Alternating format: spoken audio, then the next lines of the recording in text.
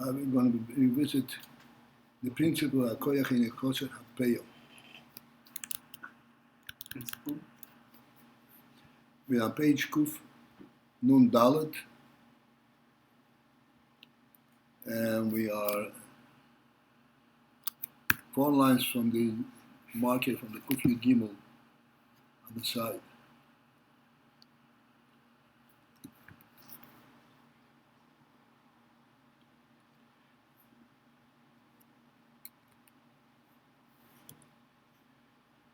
And we said, Line starts with Havas bekoyach about mitziyus klal. Mitziyus, what's happening here? Mitziyus.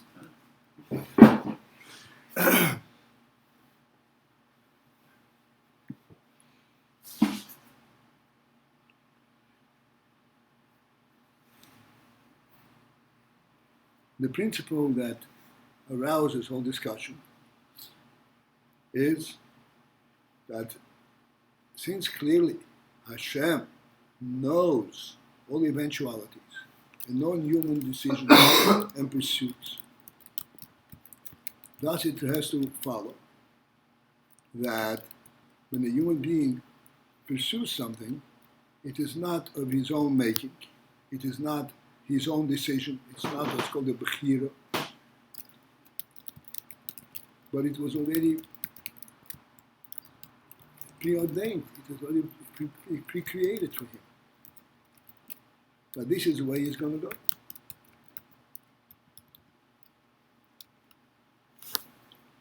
That the way Hashem knows that it's going to be, this is how it's bound to be. Even if it's an Avera. Huh? Even if it's an Avera. If it's an event. No, let's not go there for that. So, it's bound to be this way. So therefore, there is no bechira. There is not a stance of the human being that he chooses to create a certain activity, a certain pursuit that did not exist before.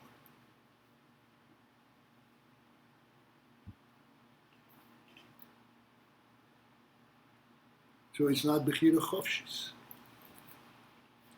Bechira chofshis means free choice. If you have 2 cups of water in front of you, you can choose between this one and this one. Yet you choose between these 2 cups. But the choices have not been presented to you. You choose between this and this. Free choice means you choose from a resource that has no definitions whatsoever. It's called yesh me'ayin. And you create the definitions that you decide to pursue. This is free choice. If you say that the human being was allotted the capability of free choice, it means that he can choose to act from a source that has no definitions whatsoever.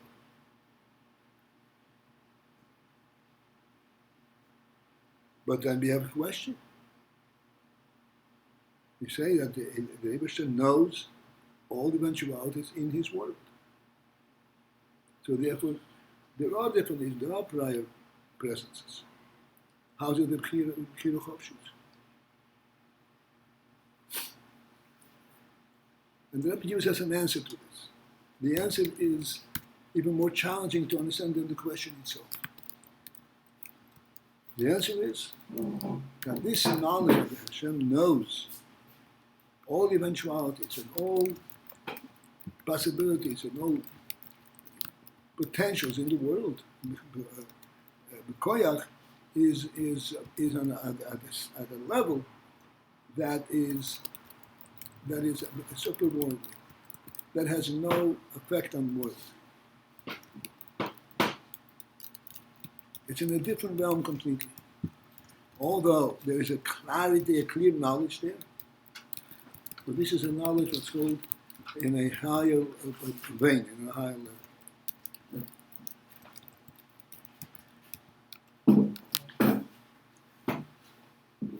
I'd like to delve into it slightly. So this is in fact what we're spending time to learn. Therefore, we should try to and get some sense what this is about. This higher level we're talking about is not accessible to man. Not accessible to Yeah. Not accessible. Not accessible. Right. Men are not sensitive to it. So the mashal that we presented for this originally in our realm is on a very simple, from a very simple perspective. We are sitting here in this room and we're learning AYIN base. Learning AYIN base is totally and 100% independent of the place where we are learning. Time or place. Learning AYIN base is learning Torah and learning in general, and especially in learning the deepest in Chassidus. You're reaching out to a perception, to a concept that is not bound by time and space.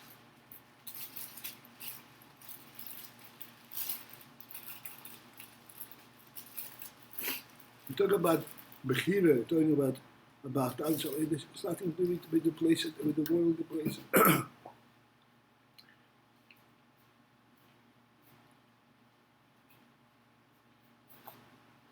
In order to understand, for example, a halacha,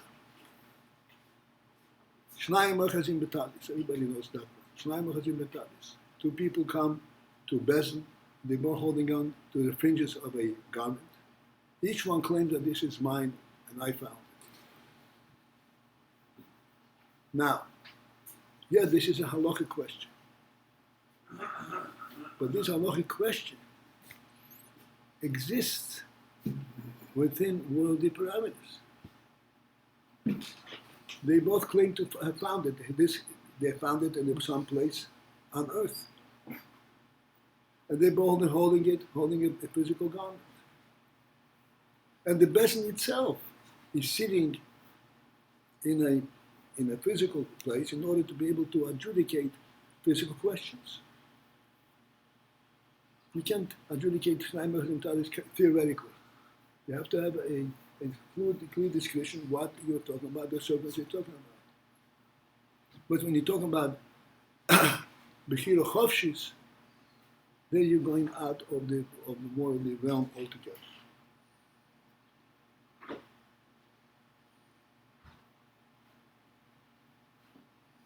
Therefore, when you say that you learn the Bechira Chovshis in the 11th basement, these are totally unrelated phenomena. Therefore, what's The 11th basement is not that which facilitates learning Bechira Chovshis. it's not uncommon for an event and a place to be unrelated. What's No, like you're not following. Therefore, this is a mashal for the Bechira Chovshis. You're saying that the Rebbe knows everything, but he knows it at a level similar to what you're saying. We're learning AYIN base in Yolanta's basement. That learning AYIN base in Yolanta's basement there's no commonality between it. There's no correlation to it, and it has not at all identified what the Yolanta's basement is. So, similarly, the Rebbe knows all the eventualities in the world, but that knowledge is at a level that world and that knowledge are completely distant they're not even relatives in different realms completely. Therefore, that knowledge does not have any effect on what's taking place in the Gashmizik world, in the world of Bechlal, in the human world. He's totally insensitive to that because he is functioning in a different realm completely. This is the principle that is explained. This is the principle of Rebbe is explaining. That even though the Rebbe knows everything, all eventual, but his knowledge is from a super perch, from a completely higher level perspective. Can I ask something? Just 1 second.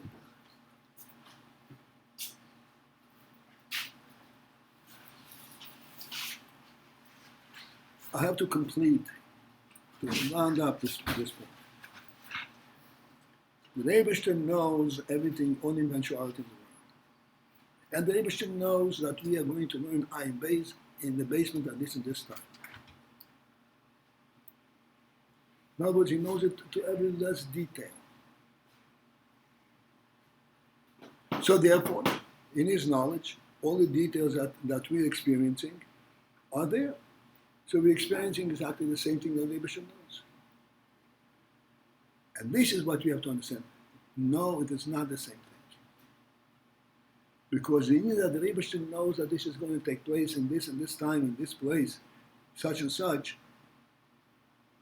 the significance of that knowledge, at that point, the significance of this occurrence, please understand, the significance of this occurrence is on a completely different level than the occurrence as it happens in the world.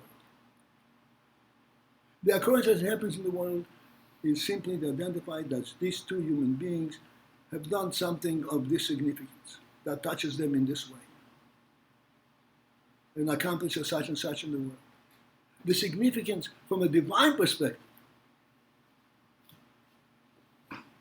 is a completely different level.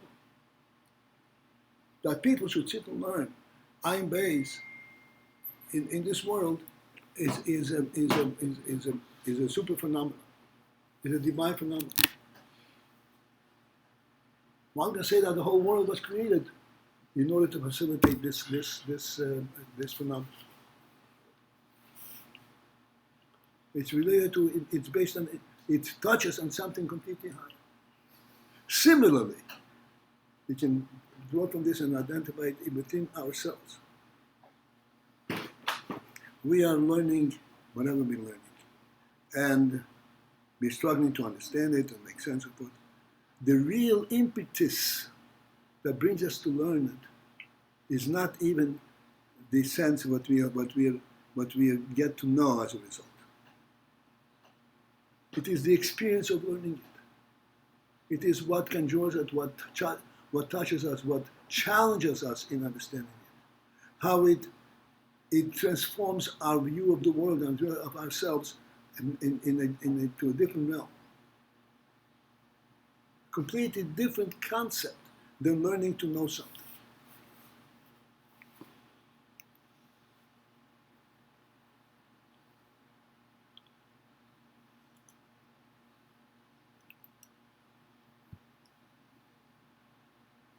Okay, let me stop right there. Yes, Shlomo. I'm trying to understand. We're saying that the reason why we still have the theory, even that the Rebbe knows ahead, because the Rebbe's knowledge idea is on a higher level, and it doesn't affect our actions. First of all, let's say if a human being knows what the other human being would do, would that take away of the chida?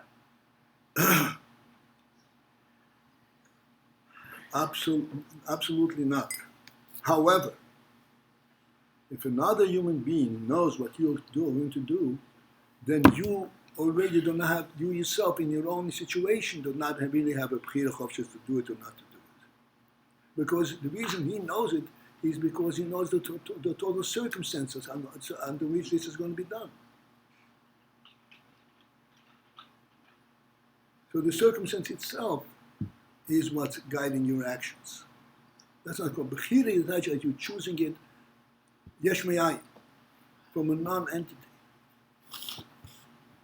In normal activities by a human being, he's not using bechira. You're going to eat breakfast because you choose to eat breakfast. You're going to eat breakfast because you're hungry. It's time to eat.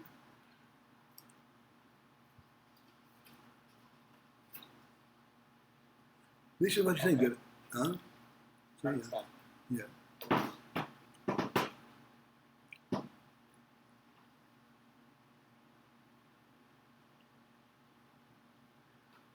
And then the Rebbe brought in the Indian that the world themselves were actually created at the moment when it entered Hashem's mind, quote unquote, that there should be a world. So the Rebbe says, yes, they were created. But that creation is a creation at the level of the koyach. This we discussed. This is an extremely fine and subtle concept, but we discussed it already. And the Rebbe further says that Lamailo koyach is not lacking the poyel.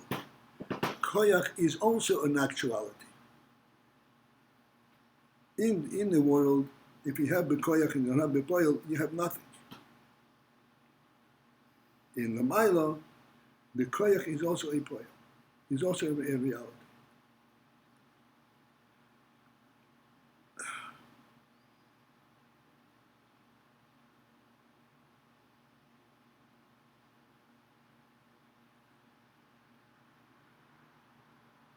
Okay, so let's continue. All right, we start on the line that begins, we said before, Mitzius Cloud. At the very end,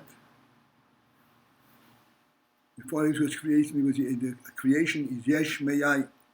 And the Rebbe makes an emphasis to say that it is Chadshus Gemura, a complete and total novelty. There is no source for it.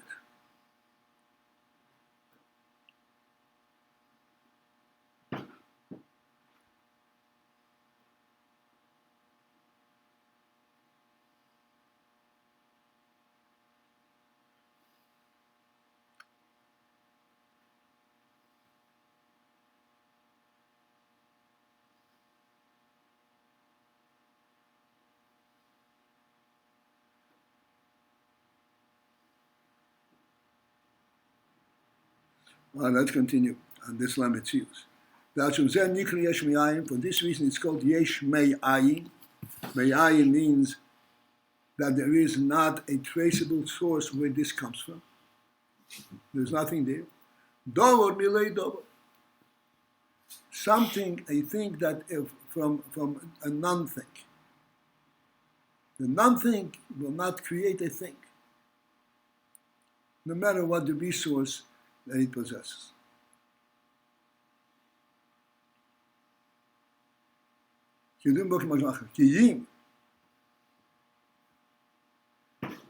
Only what happens at the point when the Rebbe says machshava, that you thought of world, there was a creation immediately.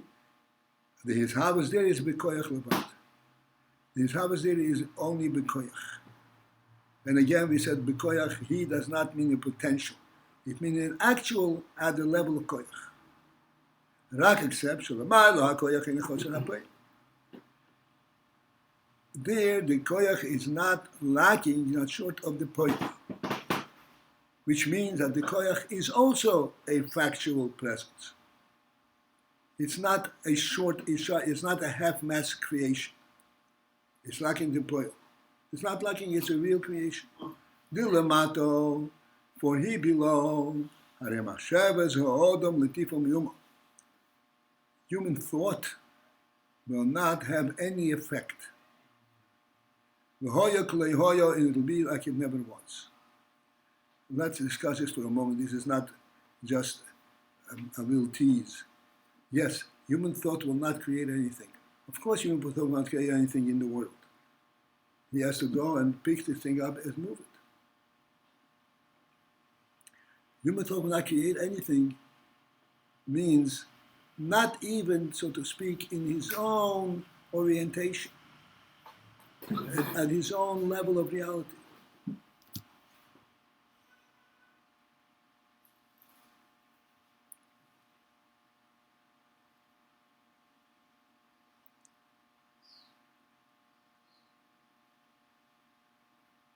This cup really would fit over here. does not affect anything, does not make this place suitable for the cup, or the cup suitable for the place. Nothing at all.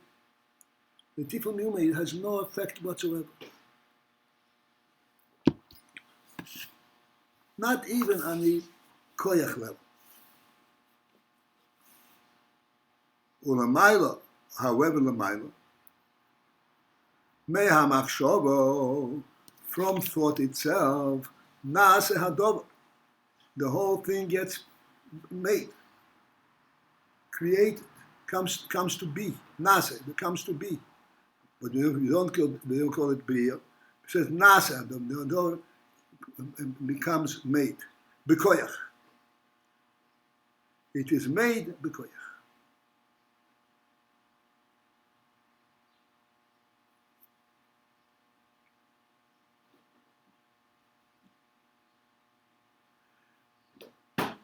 What does this made bekoyach mean?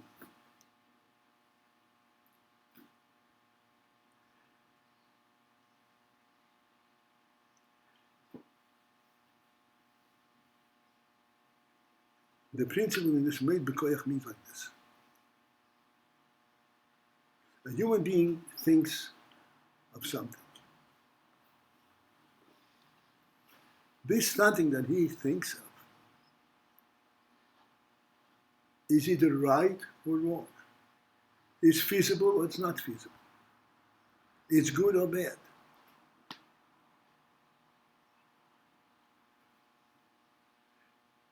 It makes sense or it doesn't make sense.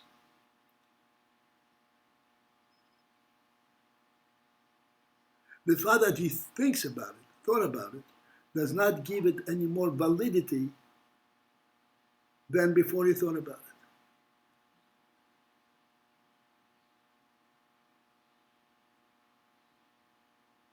Thus, this thought is not even a facilitator for this phenomenon. Not talking about eventuality, should it happen or not, just the phenomenon itself.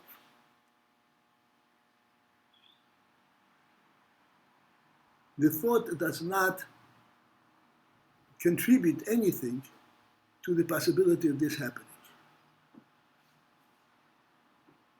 of this having a justification of being. The thought here means God's thought. No, we're talking about human thought. The human thought is totally disassociated with molding reality, but we're saying the same about above. Right now we're talking about human thought. Lamato machshavas odom leitipul yuma. His thought will not accomplish anything. What do we mean by leitipul yuma? Of course, it's not going to physically transposition things. But even at the level of thought, at the level of bekoyach, it does not contribute anything to the phenomenon itself.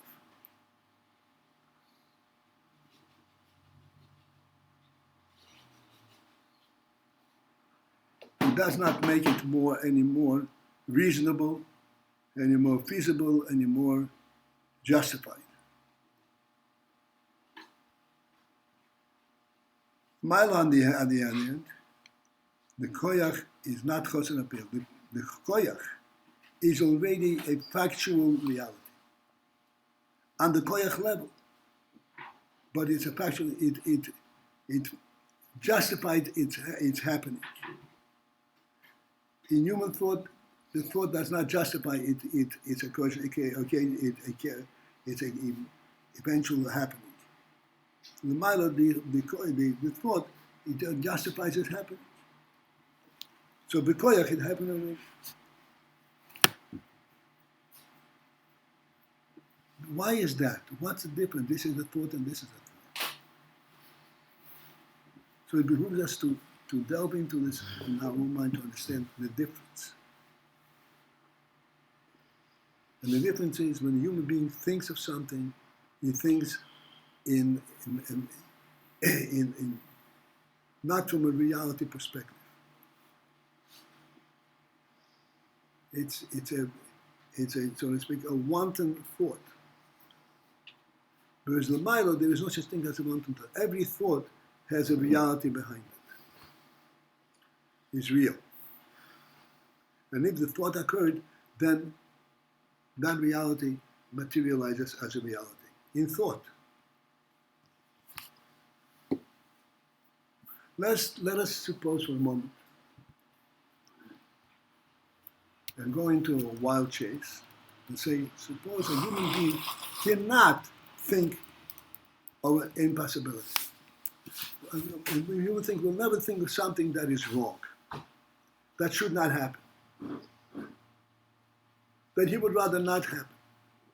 No, everything is something which is drawn from his reality, and therefore every one of his thoughts are real.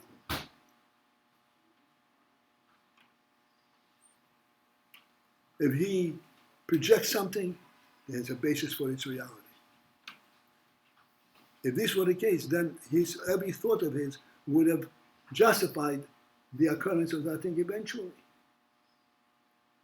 But since this is not the case, a human being can think of things which have absolutely no basis in reality. They don't have a basis in current reality or in eventual reality.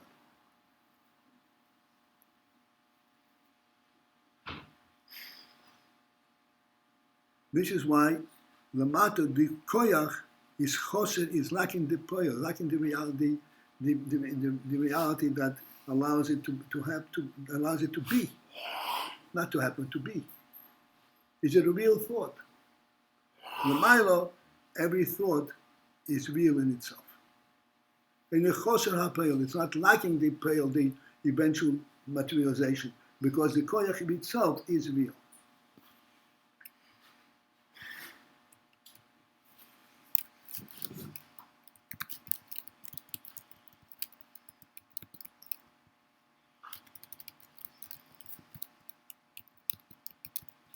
That's why I pointed out these nuances in the expression, the Maimon, are very important. This is what teaches us what the Rebbe is talking about. The Rebbe says, "HaKoyach ein choser ha-poyel," not the koyach ein choser poyel. HaKoyach choser ha-poyel. What does that mean? A koyach, by definition, when is a koyach complete? When he has a poyel. That's what a koyach is.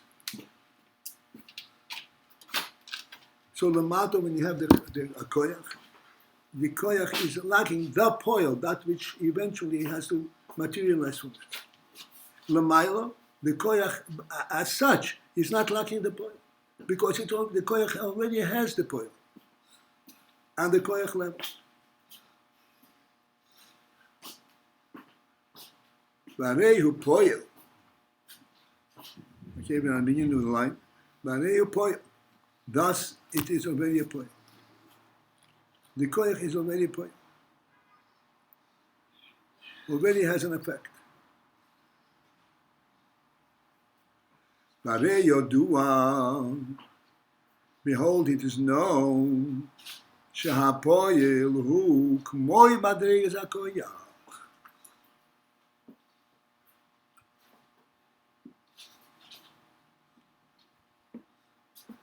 That the poyel is in the same madrege as the koyach. So we are kind of contradicting ourselves. Is it poyel or is it koyach? The answer is the koyach is also poyel. This is what we just now try to kind of focus in and identify. That when the koyach, then the thought, is a realistic thought, by definition, it has a point. You're talking about something real. Even from a human being? No, but human being is not like that. Human being is the koyach is choser apoyel. But he has a realistic thought. When he has a realistic thought,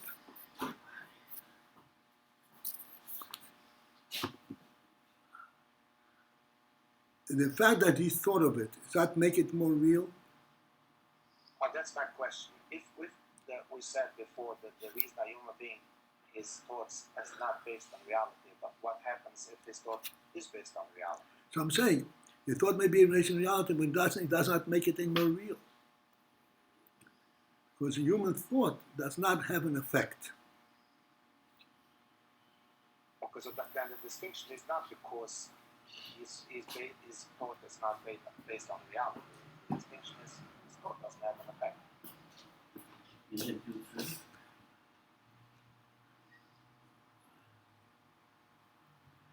The reason that his thought does not have an effect is because the reality on which this whole thought is based on is distant from his thought. When I'm saying it's not based on reality, I don't mean because he's thinking of something else. His thought does not reach into that level of reality. He's thinking the way things are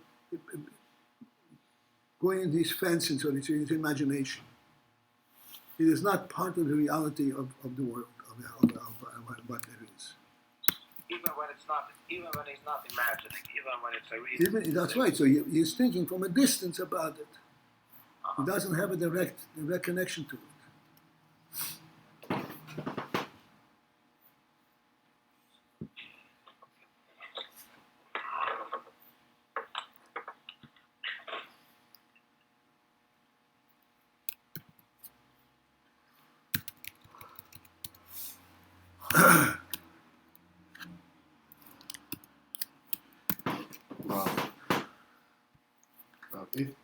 If in Hashem's thought, it's not just the klach, it's also the poem. And what is speech?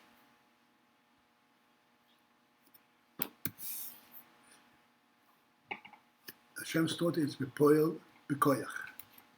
Speech is bepoel and poel.